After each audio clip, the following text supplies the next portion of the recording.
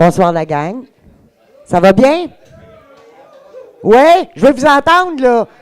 Bon! Êtes-vous prêts à commencer? Prêts à rencontrer Géo? Oui? On accueille notre grand Maritou, nous, c'est notre patron, on l'aime tellement. S'il te plaît, Géo, est-ce que tu veux venir avec nous? S'il vous plaît, on l'applaudit. Géo Giguère.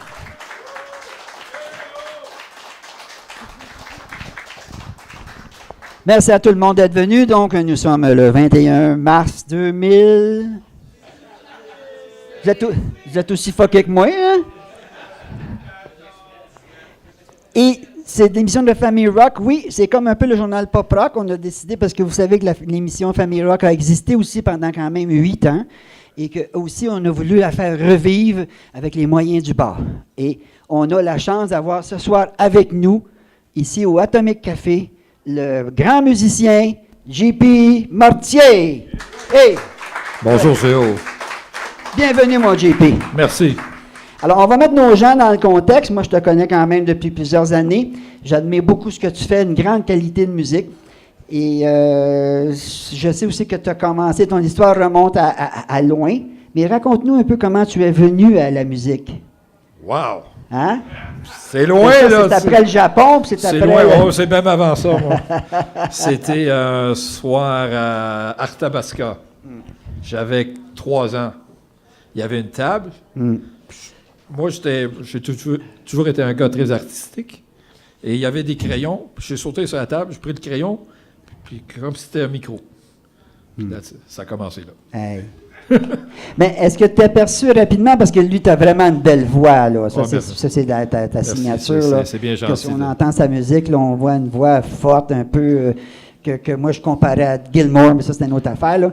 Mais donc, tu as commencé tout de suite à gratter la guitare et tu t'es réussi à venir dans le showbiz rapidement? Ben, pas vraiment. Je pourrais te dire que je pourrais dire des menteries, dire que j'ai rentré ça tout de suite, mais finalement, je suis un gars qui prend son temps aussi.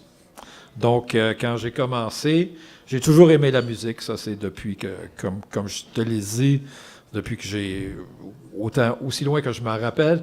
Mais ça m'a quand même pris du temps avant de vraiment dompter un instrument. Ça n'a pas été si naturel au début. Le déclic, c'est arrivé un show des Police.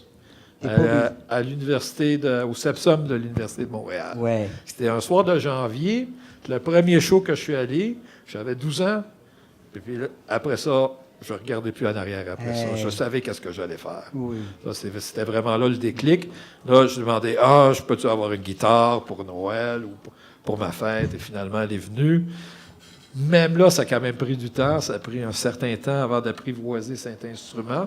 Puis surtout que j'avais des idées dans la tête. Et au début, tu veux vraiment accélérer les choses trop vite aussi. Hein? T'es jeune ado, là, puis ça veut aller plus vite que le temps te le permet. Puis là, à un moment donné, j'avais des problèmes. Finalement, après 2, 3 ans, 4 ans c'était pas si certain. Là, j'ai trouvé le bon prof de guitare qui m'a montré comment écrire une chanson, un peu, qui m'a donné vraiment des trucs. Puis finalement, après ça, that's it. Ça a commencé. Ça a commencé, là. Donc, tu es guitariste, tu es chanteur et tu es aussi compositeur. Compositeur, parolier, booker, producteur, pas mal jack of all trades, parce que c'est la réalité de l'industrie, là, maintenant. Mais c'est vraiment... je fais un peu de tout. Là. Un peu de tout. Ouais. Dis-moi donc, t'as bientôt, là, on avance dans le temps, là, mais t'es rendu à quoi ton 6e album, là? Donc, il y en a bientôt? 5 qui sont sortis. Merci. Je travaille sur le 6e. Ça fait déjà 1 an et demi que j'y travaille dessus. Et ça va venir, je dirais, au début de l'automne. Mm-hmm. Donc, c'est quand même assez ambitieux parce que j'écris beaucoup. Et puis là, j'avais vraiment une idée ça fait longtemps que j'ai cette idée-là, de ce projet. Et puis, j'ai comme une vingtaine de chansons. Quand même. Donc, au lieu de... Tout le monde se dit, fait plus d'albums, JP, des albums, ça se vend pas. Ben. Je me dis, c'est quoi? Je vais faire le contraire. Je vais faire un album double, peut-être un triple même. Ouais. Fait que c'est ça qui s'en vient. Oui. Et moi, pour avoir connu ta musique, pour avoir analysé un de tes disques il y a 8 ans, tantôt on s'en parlait, c'est pas des farces, pour le séjour ou la semaine à ce moment-là, j'avais réussi à convaincre mon patron que ça ressemblait un peu à Pink Floyd, parce que tu sais, j'avais un patron que pour lui, le rock, ça valait pas grand-chose.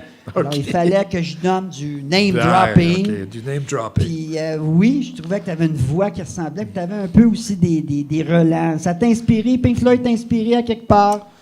Ouais, mais regarde, j'ai vu David Gilmour en 84 au Forum, ensuite Floyd, quand ils sont venus en 87, Roger Waters, solo, j'ai tous les albums, studio, live, les compilations, puis ouais, c'est dans mon ADN, ça. Dans ton ADN? Ouais, absolument. Il y en a d'autres aussi où c'est un peu Bowie, Leonard Cohen, un petit peu... Y a-tu du monde qui aime Bowie ici? Hein?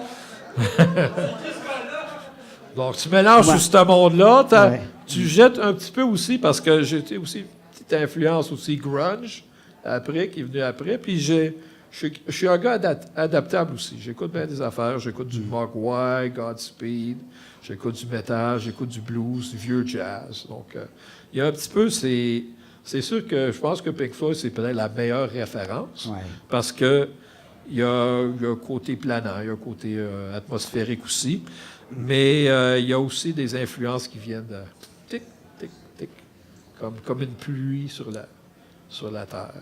Il faut dire aussi qu'un de tes caractéristiques, c'est que tu es un backpacker. Un voyageur, hein? Oui. Disons que j'habite dans ma voiture, je n'ai pas de domicile. Tu demandais à tout le monde où est-ce qu'il venait de Gaspé ou Rosemont.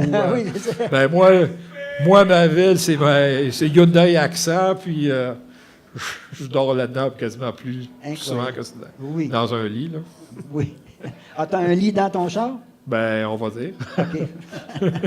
Faut que je me déplie un peu, des fois. Mais moi-même, j'ai dormi dans une camionnette, fait que je peux te comprendre, mais dans un char. Mais on voit quand même le cheminement, parce que, bon, oui, tu as quand même un métier, tu es professeur dans la vraie vie. Oui, disons que ma job de jour, c'est que de la famille, on est propriétaire d'une école privée. Et puis donc, cette année, je suis le prof de musique, l'administrateur, le concierge et un peu de marketing. Puis, c'est rock and roll, mais pas de la même façon. Comme quoi que, tu sais, oui, on a une passion, on a un talent. Par contre, il faut gagner sa vie au plus autrement. C'est ça, exactement. Puis comme on sait, surtout de nos jours, les albums, ça se vend pas vite, là. Donc, même les gens qui sont assez populaires, là, c'est difficile ces temps-ci. Oui. Mais je m'en plains pas parce que, regarde, la technologie a apporté... Regarde, cet album-là que je travaille, là, ça fait 1 an et demi. Si j'étais pour aller dans les studios comme dans le temps, avant les logiciels, tout ça, ben, ça m'a coûté $1 demi-million là, pour faire l'album. Donc là, j'ai un budget d'à peu près 20 000, là, grosso modo. Ça va peut-être me coûter un petit peu plus à la fin, mais quand même, ça n'aurait été pas réalisable. C'est moi qui le paye. Je suis le executive producer, c'est moi. Oui. Finalement, j'ai personne d'autre à qui rendre de compte. Il y a ça aussi. Ça reste que le message artistique est plus pur de cette façon-là aussi. D'ailleurs, tu travailles avec monsieur, excuse-moi le nom, Raboski. Bill Chevlowski. Est-ce qu'il est dans la salle, non? Je lui ai dit hier, mais bon, c'est un gars très occupé. Il a travaillé avec... tous les albums de Frank Marino, Mahogany Rush, ça, oui. April Wine, Marjo Corbeau, Robbie Robertson, Billy Idol, Oliver Jones. Il a gagné des Zadis, des Juno. Il a une nomination pour un Grammy aussi, il y a 4 ans à peu près. Là, donc, et si mes albums sont super bons, ben, en gros, c'est en partie de lui. C'est vraiment fait partie de mon son, vraiment. Bon, alors, félicitations. Merci beaucoup. Hein? Puis bon courage. Merci. Alors, on va attendre tes nouvelles quand tu vas sortir ton disque. Oui, disons. Alors, allez sur mon site, jpmortier.com. Je n'ai pas encore booké la place pour le lancement. Je pense que ça va être septembre, octobre dans ce bout-là. Et puis, ajoutez-moi sur Facebook. Venez me laisser vos contacts. Je vous invite tous. Et vous saurez quand est mon prochain show et qu'est-ce qui va arriver. C'est très bien. Alors, une bonne main pour JP Mortier. Bonne chance, mon JP. Merci.